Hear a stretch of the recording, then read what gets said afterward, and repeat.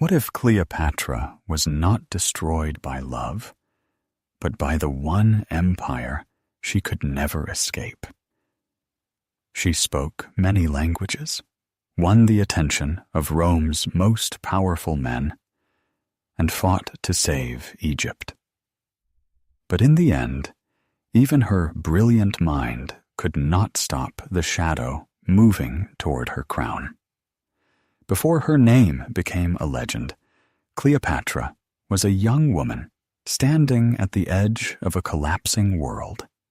Behind her was Egypt, ancient, rich, and proud. In front of her was Rome, hungry, powerful, and moving closer every year. Around her were brothers, advisors, generals, and kings who all wanted one thing: control. Hello, my friends. Welcome to English Mindwave. Today's story is not just about a beautiful queen. It is about a mind that learned to survive in a palace full of danger. Cleopatra was born in Alexandria in 69 BC, in a city by the sea where ships, books, scientists, artists, and foreign voices met every day. She came from a Greek royal family that had ruled Egypt for generations. But unlike many rulers before her, Cleopatra tried to understand the people she ruled. She learned Egyptian. She studied languages, science, mathematics, philosophy, and music. She understood that words could open doors that armies could not. Before we step deeper into her dangerous world, please subscribe to English Mindwave.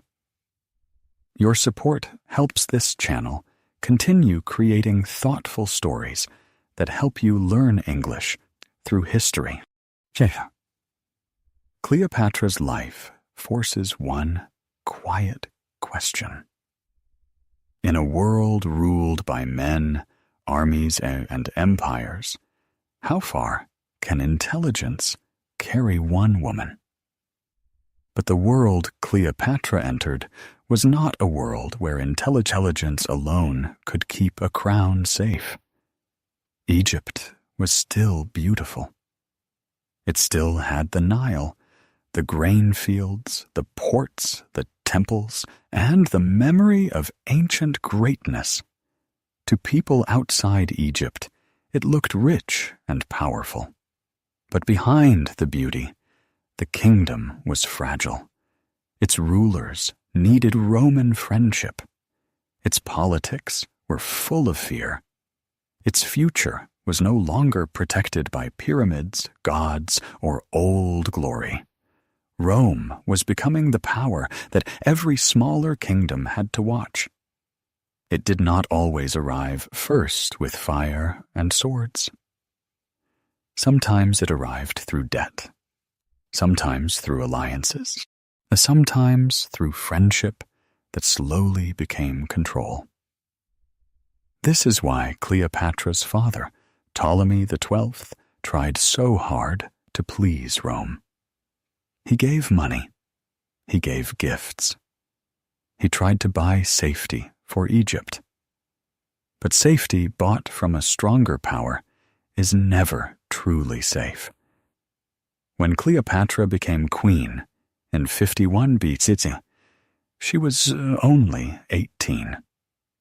She inherited not only a throne, but a crisis. Tradition said she had to rule beside her younger brother, Ptolemy XIII, who was still a child. On the surface, it was a royal partnership. In reality, it became a battle over who would control Egypt. So the whispers began. They painted Cleopatra as dangerous. They turned palace politics against her. Step by step, the young queen was pushed out of her own country.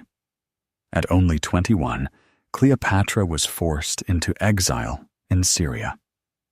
But exile did not end her story. It sharpened it. She began gathering support, searching for soldiers, money, and allies. Egypt had been taken from her, but she was already preparing to return. Cleopatra was active, educated, and politically aware. She made decisions. She met foreign visitors. She understood that Egypt needed a strong hand. But the advisors around her brother saw her strength as a threat, that they wanted a young king they could control, not a queen who could think for herself. And just when Cleopatra was preparing to fight her way back, Rome's own civil war brought the most powerful man in the Mediterranean straight into Egypt. Julius Caesar arrived in Alexandria while chasing Pompey, his great Roman rival. Pompey had come to Egypt, hoping for protection. But the advisors of Ptolemy XIII made a fatal choice. They killed Pompey and offered his death as a gift to Caesar. They expected gratitude. Instead, they received suspicion. Caesar may have been Pompey's enemy, but Rome had its own rules of honor. And Egypt had crossed a dangerous line. Cleopatra understood the moment better than anyone around her. Caesar was not just a general. He was a door. If she could reach him, she might reach the throne again. But Alexandria was controlled by her brother's side. To enter openly was to walk toward death. So she chose a plan that still feels almost impossible to imagine. Under the cover of night, Cleopatra was carried into Caesar's quarters, hidden inside a rolled carpet, or perhaps a bundle of bedding. When it was opened, the exiled queen stood before him. That moment was not only dramatic, it was political genius. Cleopatra had no throne in that room. No army stood behind her. But she had courage, language, timing, and the rare ability to make a powerful man see her as the future of Egypt. She spoke not like a desperate victim, but like a ruler who understood what Rome needed: stability, grain, and an ally who could control the country. Caesar listened. Soon, he supported her return to power. Ptolemy's forces resisted, and Alexandria fell into war. For months, the palace, the harbor, and the city lived under danger. So, at last, Roman reinforcements arrived. Ptolemy XIII was defeated and died while trying to escape across the Nile. Cleopatra had won back her crown. Later, she and Caesar had a son, Caesarion. But Rome was never a safe shelter. In 44 BC, Caesar was murdered in Rome, and Cleopatra's hard-won protection vanished almost overnight. When Caesar died, Cleopatra did not only lose a powerful ally, she lost the fragile bridge that had connected Egypt to Rome's protection. Rome fell again into struggle. Men spoke of honor, republic, and revenge, but beneath those words was the same old hunger for power. Out of the chaos came Mark Antony, Caesar's loyal general, and Octavian, Caesar's adopted heir. They defeated Caesar's killers, then divided the Roman world between them. Octavian held the west, Antony held the east, and Egypt, rich and necessary, stood directly inside Antony's world. Antony needed money for armies, grain for supply, and political support. Cleopatra needed protection from Rome without becoming Rome's servant. Their meeting in Tarsus was not a simple meeting between a man and a woman. It was a performance of power. Cleopatra arrived on a magnificent ship with purple sails and silver oars, dressed not like a frightened queen, but like a living symbol of Egypt's wealth and dignity. Antony was captivated. Perhaps love began there. Perhaps strategy did. In history, the two are not always easy to separate. Together, Antony and Cleopatra built a partnership that was personal, political, and dangerous. They had children. As they dreamed of influence across the eastern Mediterranean, for a moment, Cleopatra seemed close to securing Egypt's future again. But Octavian understood the battlefield of public opinion. He told Rome that Antony had forgotten his country. He painted Cleopatra as a foreign queen who had trapped a Roman leader and threatened Roman values. This was not only politics. It was image, fear, and propaganda. Slowly, the story turned against them. In 31 BC, at Actium, their ships faced Octavian's fleet. The battle did not simply decide a war. It decided who would control the story. Cleopatra's ships withdrew. Antony followed. His men felt abandoned, and many surrendered. After Actium, love, power, and Egypt's independence were all moving toward the same dark ending. The Cleopatra and Antony returned to Egypt, but the silence around them was no longer the silence of peace. It was the silence before a kingdom falls. Octavian came to Egypt 1 year later. By then, the old alliances had weakened, and hope was almost gone. Antony tried to fight, but the strength that once made him feared across the Roman world could not stop what was coming. Then he heard a terrible rumor that Cleopatra was dead. The rumor was false. Cleopatra was still alive.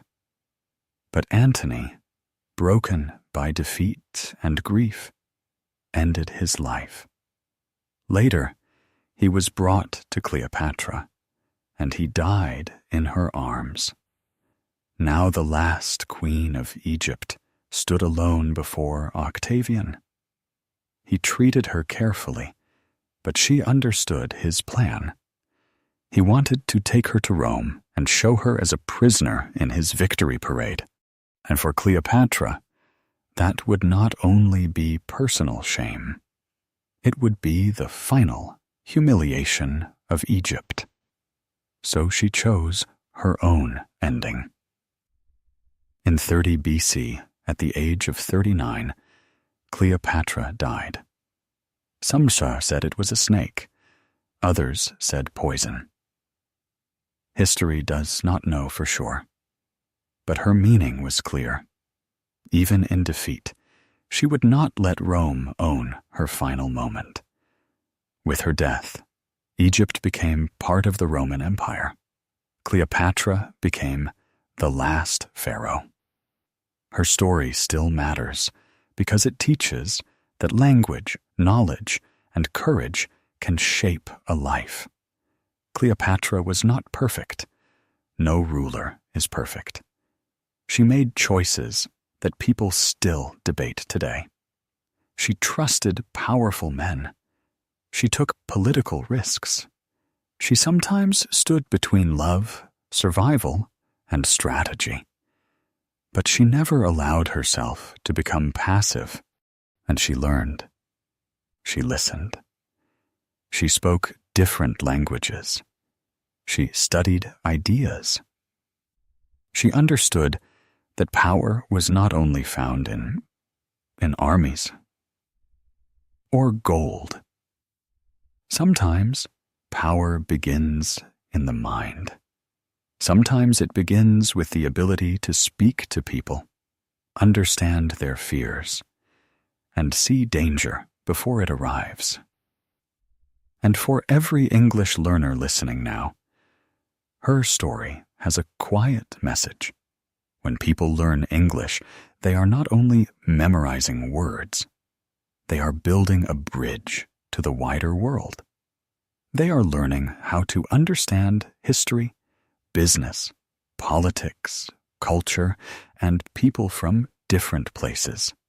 Every new word is a small tool. Every sentence is a small step. Every story makes the world feel a little larger and a little less distant. Cleopatra could not save Egypt forever, but her life still teaches one powerful truth. A language can be more than a subject. It can become a bridge. It can become a shield. And sometimes it can become a form of power. What do you think was Cleopatra's greatest strength? Her intelligence, her courage, or her ability to speak many languages? Please share your answer in the comments so everyone can learn from your point of view. And if you enjoyed this story, please subscribe to English Mindwave. Your support gives this channel more motivation to create meaningful stories for your English learning journey.